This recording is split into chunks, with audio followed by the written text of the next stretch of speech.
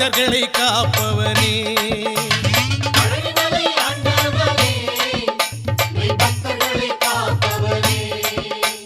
நீரு பூசி உனை பணிந்தால் தினம் நீரு பூசி உனை பணிந்தால் நாங்கள் நினைத்த வரம் கொடுப்பவனே